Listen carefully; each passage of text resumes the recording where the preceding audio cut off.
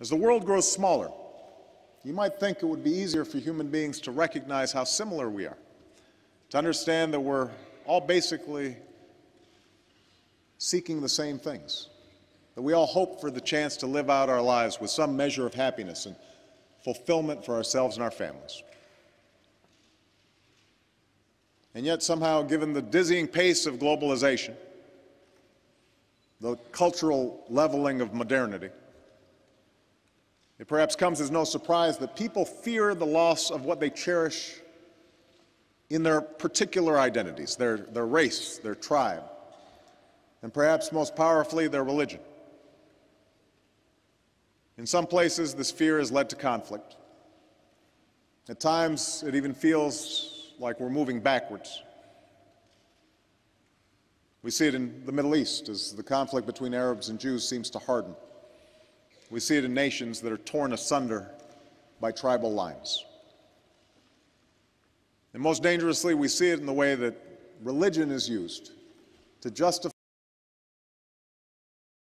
distorted and defiled the great religion of Islam, and who attacked my country from Afghanistan. These extremists are not the first to kill in the name of God. The cruelties of the Crusades are amply recorded.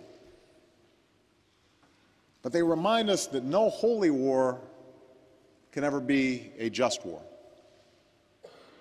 For if you truly believe that you are carrying out divine will, then there is no need for restraint, no need to spare the pregnant mother, or the medic, or the Red Cross worker, or even a person of one's own faith. Such a warped view of religion is not just incompatible with the concept of peace, but I believe it's incompatible with the very purpose of faith. For the one rule that lies at the heart of every major religion is that we do unto others as we would have them do unto us. Adhering to this law of love has always been the core struggle of human nature. For we are fallible. We make mistakes and fall victim to the temptations of pride and power and sometimes evil. Even those of us with the best of intentions will at times fail to right the wrongs before us. But we do not have to think that human nature is perfect for us to still believe that the human condition can be perfected. We do not have to live in an idealized world to still reach for those ideals that will make it a better place. The nonviolence practiced by men like Gandhi and King may not have been practical or possible in every circumstance, but the love that they preached, their fundamental faith in human progress, that must always be the North Star that guides us on our journey. For if we lose that faith, if we dismiss it as silly or naive, if we divorce it from the decisions that we make on issues of war and peace, then we lose what's best about humanity. We lose our sense of possibility. We lose our moral compass.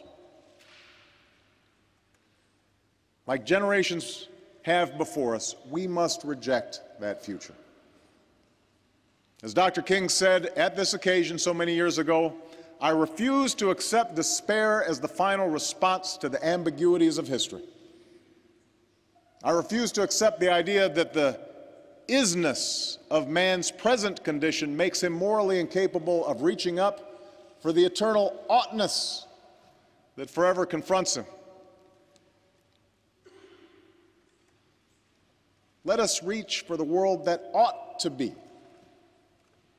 that spark of the divine that still steers within each of our souls.